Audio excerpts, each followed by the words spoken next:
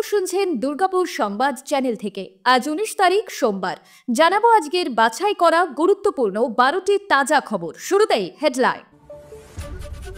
দুর্গাপুরের পরিত্যক্ত বাড়িতে বোমা বিস্ফোরণে জখম শিশু, তদন্ত শুরু পুলিশের। কলকাতা পুরসভার সমবায় নির্বাচনে সবকটি আসনে জয় জয়কার তৃণমূলের। আমরাই রক্তাক্ত, আমরাই কাতরাচ্ছি, আবার আমাদেরই তলব। থানায় তলব 5 চাকরিহারা শিক্ষককে, হাজিরা না দিলে গ্রেপ্তারির হুঁশিয়ারি। বিজেপি নেতার সঙ্গে পালালেন তৃণমূল কর্মীর স্ত্রী, চাঞ্চল্য মালদায়। ভারতের বন্দর দিয়ে আর এদেশে ঢুকবে না বাংলাদেশি পোশাক, খাবারও, নির্দেশিকা জারি মোদী সরকারের। হায়দ্রাবাদে টার্মিনালের কাছে বহুতল ভবনে আগুন, 8 শিশু সহ অন্তত 17 জনের মৃত্যু, উদ্ধার কাজ চলছে। ভারতে 3 সন্ত্রাসী হামলার মাস্টার মাইন্ড, পাকিস্তানে গুলিতে ঝাঁঝরা লস্কর জঙ্গি সাইফুল্লাহ। দীঘাগামী সরকারি বাসের সঙ্গে লরির মুখোমুখি সংঘর্ষ, মৃত 1, আহত একাধিক। নেই শতাব্দী চন্দ্রনাথ, পাশাপাশি দেখা গেল অনুব্রত কাজলদের। কি হলো কোর কমিটির বৈঠকে? হাত পেতে ঘুষ নিচ্ছে গুণধর সিভিক, ভিডিও ভাইরাল হতেই কি অবস্থা হলো দেখুন। নদিয়ায় পুলিশের জালে ধরা পড়ল 3 বাংলাদেশি অনুপ্রবেশকারী।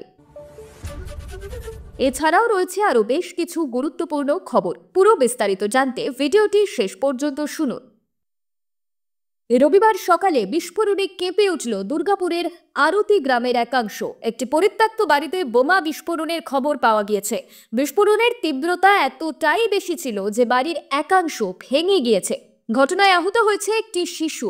পুলিশ ঘটনার তদন্ত শুরু করেছে। ঘটনা এলাকায় চাঞ্চল্য ছড়িয়েছে। পুলিশ ও স্থানীয় সূত্রে জানা গিয়েছে, দিন সকালে দুর্গাপুর ফরিদপুর থানা এলাকার আরতি গ্রামে বোমা বিস্ফোরণ হয়। গ্রামের ওই এলাকায় একটি পরিত্যক্ত বাড়ি আছে। সেই বাড়িরই একটি ঘরে বিস্ফোরণ হয়। বিকট শব্দে কেঁপে ওঠে এলাকা। ঘটনায় স্থানীয়দের মধ্যে আতঙ্ক ছড়ায়। দ্রুত পুলিশে খবর দেওয়া হয়। দুর্গাপুর ফরিদপুর থানার পুলিশ ঘটনাস্থলে গিয়ে তদন্ত শুরু করেছে। জানা গিয়েছে ওই বাড়িটি লোকালয়ের মধ্যেই অবস্থিত। যদিও বছর 10 ধরে ওই বাড়িটি পরিত্যক্ত হয়েই পড়ে আছে। বাড়িটি সম্পূর্ণ তৈরি হয়নি বলেও জানা গিয়েছে। ওই বাড়িরই কোনো একটি ঘরে মজুত করে রাখা ছিল বোমা। সেই মজুত বোমায় বিস্ফোরণ হয়। তীব্রতা এতটাই বেশি ছিল যে টিনের চাল উড়ে যায়, ভেঙে পড়ে বাড়ির একাংশ। বিস্ফোরণের সময় বাড়ির সামনেই একটি শিশু ঘোরাঘুরি করছিল। দেওয়াল ভেঙে ইটের টুকরো ছিটকে গিয়ে তার পায়ে লাগলে সে জখম হয়। স্থানীয়রাই তাকে উদ্ধার করে ডাক্তারের কাছে নিয়ে যায়। পুলিশ ঘটনাস্থলে গিয়ে ওই বাড়িটি ঘিরে ফেলে। সেখান থেকে 2টি তাজা বোমা উদ্ধার হয়েছে বলে স্থানীয়দের দাবি। কিভাবে ওই বাড়িতে বোমা রাখা হয়েছিল? স্থানীয়দের নজর এড়িয়ে কি ওই বাড়িতে দুষ্কৃতীদের আনাগোনা রয়েছে, সেই প্রশ্ন উঠছে। গোটা বিষয়টি তদন্ত করে দেখছে পুলিশ। কলকাতা পুরসভার কোঅপারেটিভ সোসাইটি নির্বাচনে জিতল তৃণমূল। রবিবারের মেঘলা আকাশে উঠল সবুজ আবির। 23টি আসনের মধ্যে সবকটি জিতে নিলেন তৃণমূল কংগ্রেসের প্রার্থীরা। 1904 সালে প্রতিষ্ঠিত এই সংস্থা বরাবরই বামেদের দখলে ছিল। এই প্রথম ওই সংস্থার সব আসন জিতল তৃণমূল কংগ্রেস। মোট 23টি আসনের মধ্যে 11টি আসনে আগে বিনা প্রতিদ্বন্দ্বিতায় জিতেছিল ঘাসফুল শিবির। বাকি 12টা আসনে রবিবার ভোটদান পর্ব হয়। বিকেলে ফল প্রকাশ হতেই দেখা যায় ওই সমবায়ের সবকটি আসনেই জয়ী হয়েছে তৃণমূল কংগ্রেস। বিধায়ক শোভনদেব চট্টোপাধ্যায় জানিয়েছেন, এটা মুখ্যমন্ত্রী মমতা বন্দ্যোপাধ্যায়ের প্রতি মানুষের যে আস্থা রয়েছে তার বড় প্রমাণ। দীর্ঘদিন বাদে এই সোসাইটিতে ক্ষমতায় এলো তৃণমূল। সব আসনে তৃণমূলের প্রার্থীরাই জিতেছে। আগামী দিন এই সমবায় মানুষের জন্য, বিশেষত পুরসভার কর্মীদের জন্য কাজ করবে। প্রসঙ্গত উল্লেখ করা যেতে পারে, পুরসভার সমবায় নির্বাচনে বেশ কিছু অভিযোগ তুলেছে বামেরা। নির্বাচন পুরসভায় না করে অন্যত্র করা হচ্ছে বলে তারা প্রশ্ন তোলে। শুধু তাই নয়, ছুটির দিনে কেন নির্বাচন তা নিয়েও বিরোধিতা করে বামেরা। রবিবার সকালে নির্বাচন শুরুর আগে বামেদের অভিযোগ ছিল নির্বাচনে কারচুপি হচ্ছে, বাম প্রার্থীদের ভোটদানে বাধা দেওয়া হচ্ছে। যদিও তৃণমূল কংগ্রেস এইসব অভিযোগ মিথ্যে বলে দাবি করে। অবশেষে সন্ধ্যায় যখন ফলাফল প্রকাশ হয় তখন দেখা যায় সবকটি আসনে জয়ী হয়েছে তৃণমূল কংগ্রেস।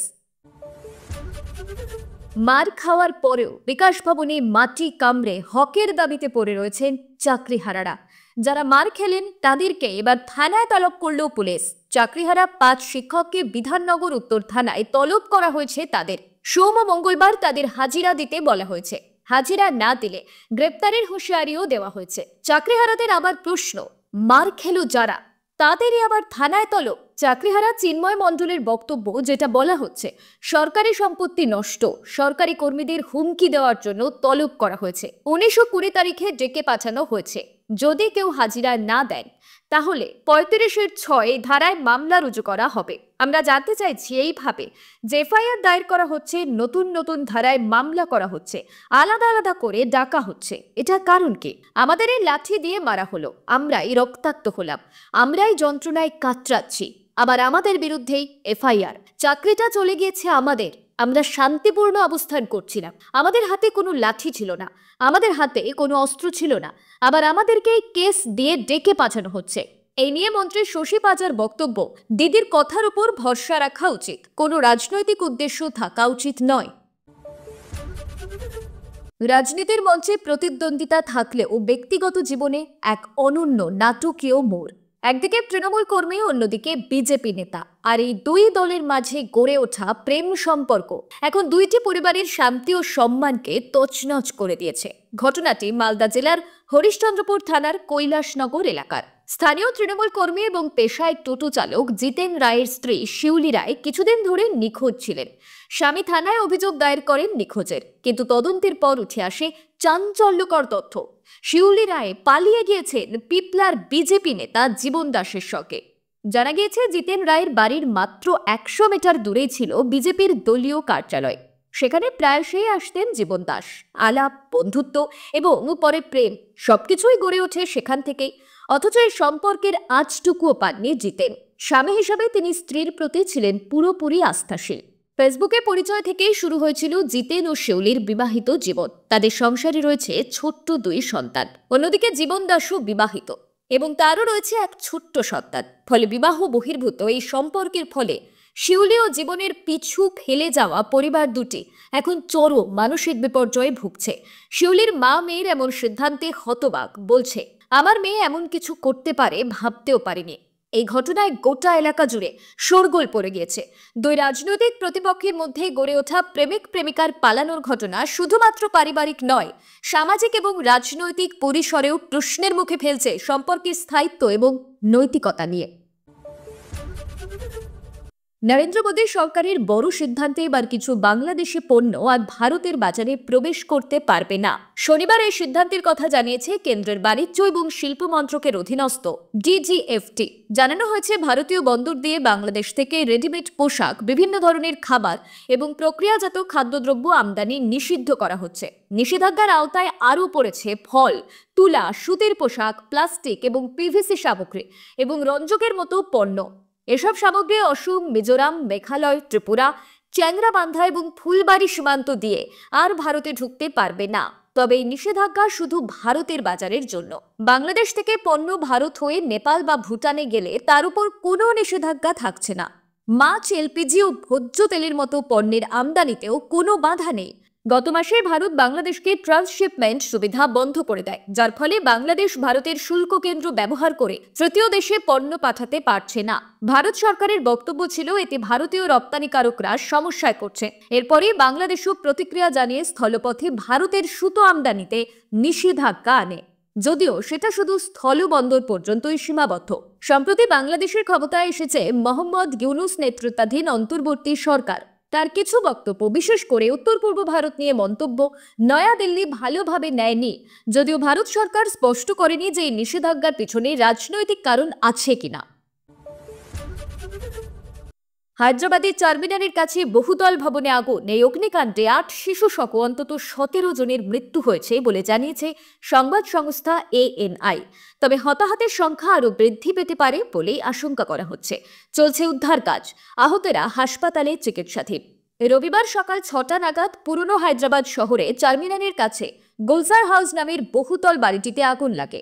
খবর দেওয়া হয় দমকলকে। দমকলের 11টি ইঞ্জিন আগুন নিয়ন্ত্রণে আনে। বেশ কয়েকজনকে নিরাপদে বাড়ির বাইরে বার করে আনা সম্ভব হয়েছে, তবে এখনো অনেকে ভিতরে আটকে রয়েছে। আগুন কিছুটা নিয়ন্ত্রণে আসার পর শুরু হয়েছে উদ্ধার কাজ। ঘটনাস্থলে গিয়েছে উদ্ধারকারী দল। উদ্ধার কাজে তদারকি করছেন স্থানীয় বিধায়ক। কি কারণে এই অগ্নিকাণ্ডের ঘটনা তা এখনো স্পষ্ট নয়। প্রাথমিকভাবে মনে করা হচ্ছে, ঘিঞ্জি ওই এলাকায় বৈদ্যুতিক লাইনে শর্ট সার্কিট হওয়ার ফলে আগুন লাগে। বাড়িটির নিচে সোনার অলংকারের বেশ কয়েকটি দোকান ছিল। দোকানদারদের পরিবারের সদস্যরা থাকতেন বাড়িটির উপরতলায়। উদ্ধার কাজের অগ্রগতি নিয়ে মন্ত্রীদের কাছে জানতে চান তেলেঙ্গানার মুখ্যমন্ত্রী রেবন্ত রেড্ডি। নিহতদের পরিবারকে সমবেদনা জানাতে ফোনও করেন তিনি। এই ঘটনায় শোক প্রকাশ করেছেন প্রধানমন্ত্রী নরেন্দ্র মোদী। নিহতদের পরিবারের জন্য 2 লক্ষ টাকা এবং আহতদের পরিবারের জন্য 50,000 টাকা ক্ষতিপূরণ ঘোষণা করেছেন তিনি। পাকিস্তানের সিন্ধ প্রদেশে অজ্ঞাত বন্দুকবাজির গুলিতে খতম হলো ভারতের মোস্ট ওয়ান্টেড লস্কর-ই তৈবার জঙ্গি সাইফুল্লাহ খালিদ। সিন্ধের মালতী ফলকারা চক এলাকায় রবিবার দুপুরে তাকে এলোপাথারি গুলি করে হত্যা করা হয়। ঘটনাস্থলে মৃত্যু হয় ওই কুখ্যাত জঙ্গির। কারা তাকে হত্যা করেছে তা এখনও জানা যায়নি, তবে তার মৃত্যু নিঃসন্দেহে ভারতের জন্য বড় স্বস্তির খবর।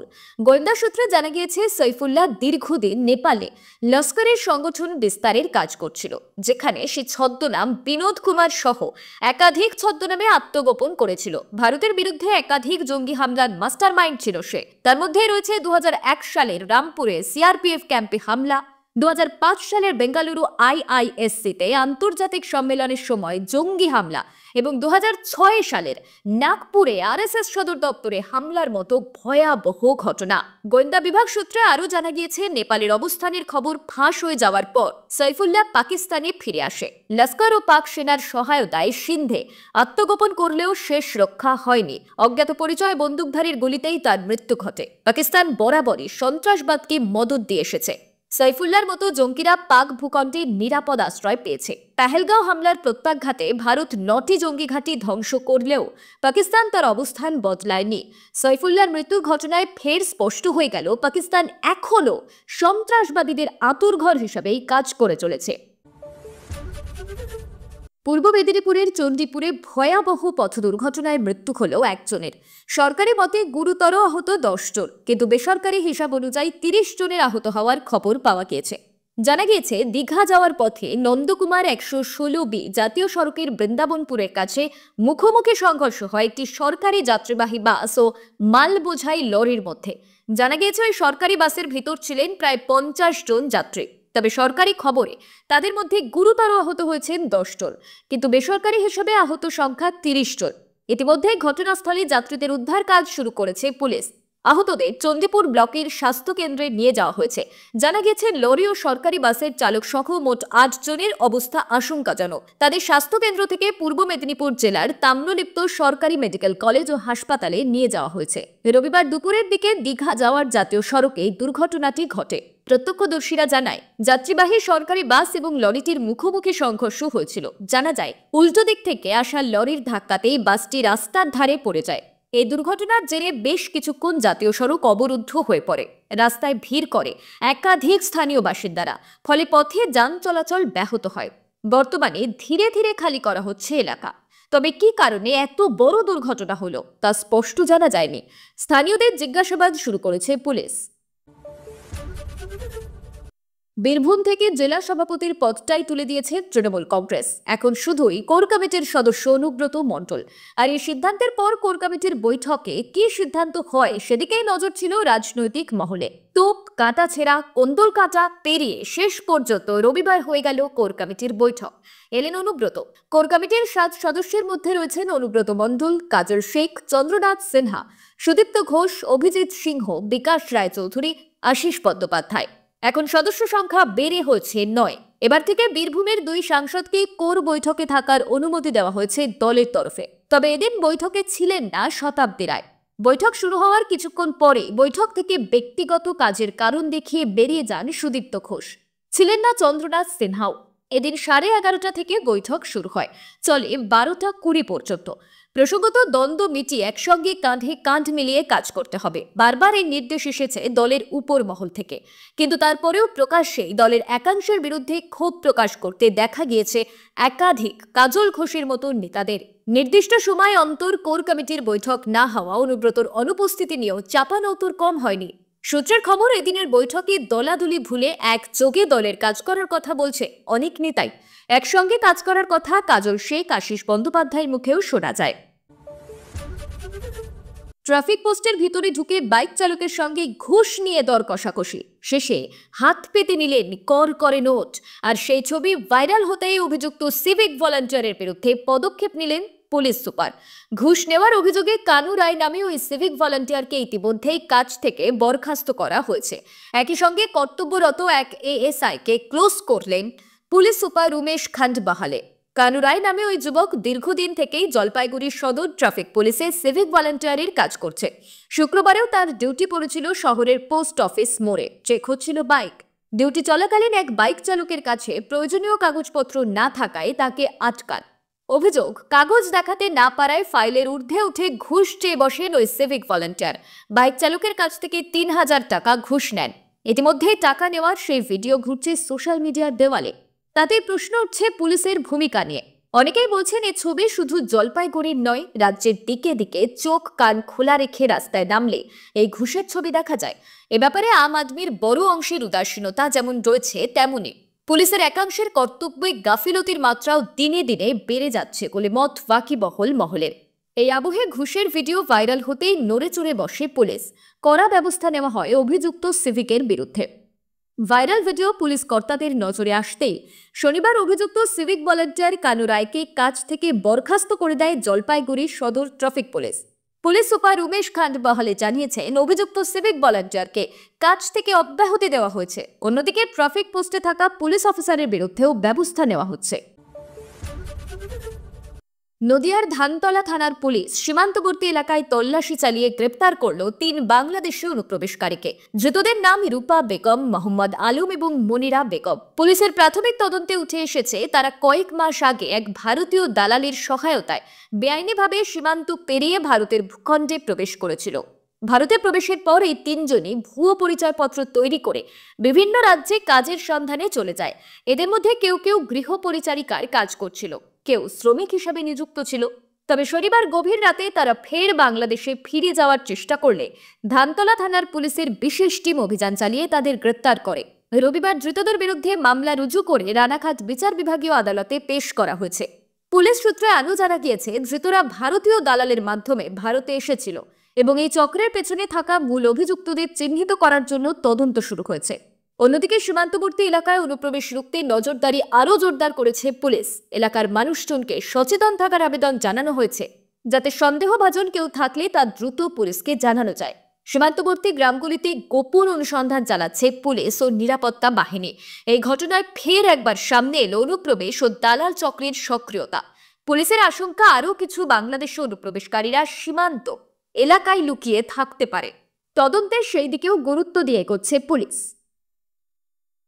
এতক্ষণ খবর শুনছিলেন দুর্গাপুর সংবাদ চ্যানেল থেকে। খবর আজকের মতন এই পর্যন্তই। খবরগুলো আপনার কেমন লাগলো অবশ্যই কমেন্ট করে জানাবেন এবং নিয়মিত সঠিক খবর শোনার জন্য দুর্গাপুর সংবাদ চ্যানেলটিকে সাবস্ক্রাইব করে রাখুন।